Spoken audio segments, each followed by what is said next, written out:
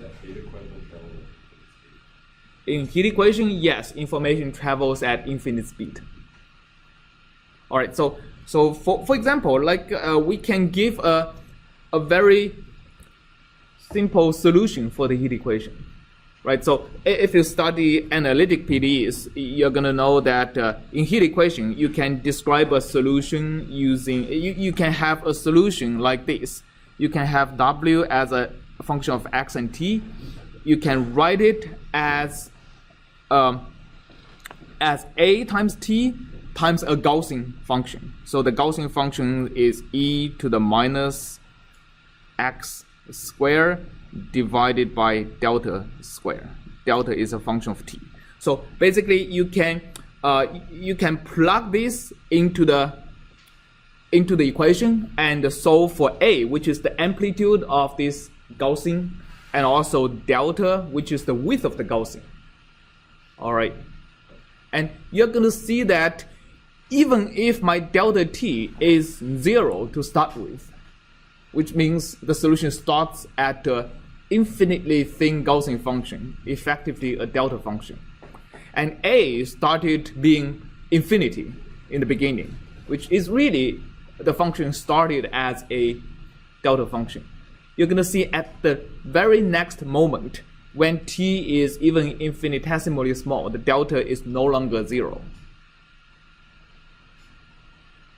And when delta is no longer 0, I have a Gaussian that actually extends to infinity, right? So when t is equal to 0, I have a delta function, and as t is even finite, it becomes a Gaussian function, which is non-zero even for very large x. So information really propagates at infinite speed for the parabolic equations. Right. Any questions over here? I'm not really giving you the analytic solution, but if you go home and actually plug this into this equation, you can analytically calculate what a could be and what delta could be. All right. Well, for the hyperbolic equation, it's actually a bit different. We can use similar analytical methods to figure out how the solution would travel. Actually, instead of a very special solution like that, we can reach actually a pretty general solution for the hyperbolic equation. And the idea for this general analytic solution actually comes from the observation that if you have a certain function, so if w at x and t equal to 0 is equal to a certain function, let's say w0, just being a function of x. Can somebody describe to me what is going to be w at x and a later time? How would that function look like after the solution has moved towards the right for a little bit of time? How would you describe it analytically? What's the mathematical formula for a function that has been shifted a little bit? Yes? Yes, w0 of x minus ut. Right, so for any x at a later time, you should be looking at the solution at the previous time, but at a smaller x value. Right, so if you want to know the solution over here, at a later time, you should look at the solution at the previous time, but also at a smaller x. And that's what this is.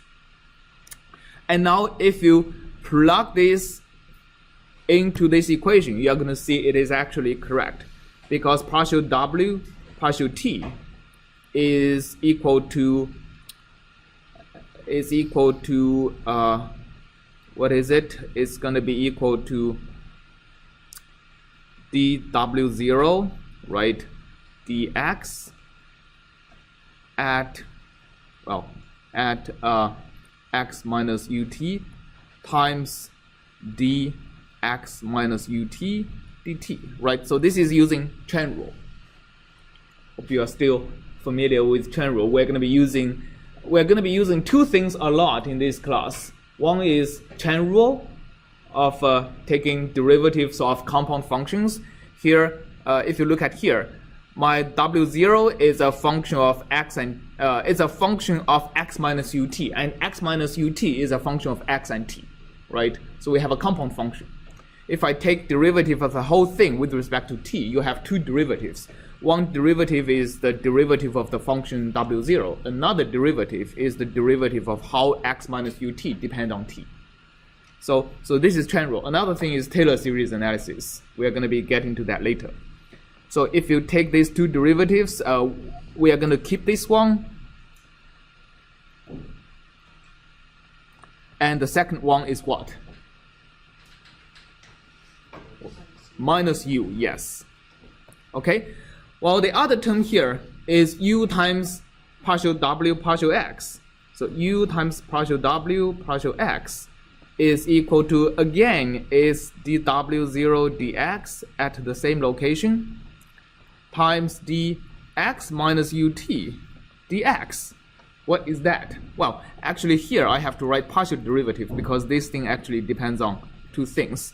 And the partial derivative, the meaning of partial derivative, I hope everybody knows, is that the derivative of the function with respect to one variable while holding all the other variables constant.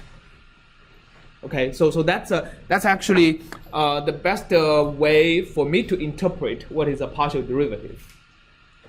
Right, so if you have a function of multiple variables, partial derivative is simply holding all the other variables constant and only taking derivative to one of the variables. It's like a directional derivative where the direction is aligned with one of the axes. Okay, so this is and now what is it? So this one is the same. What is the second derivative? Just one, right?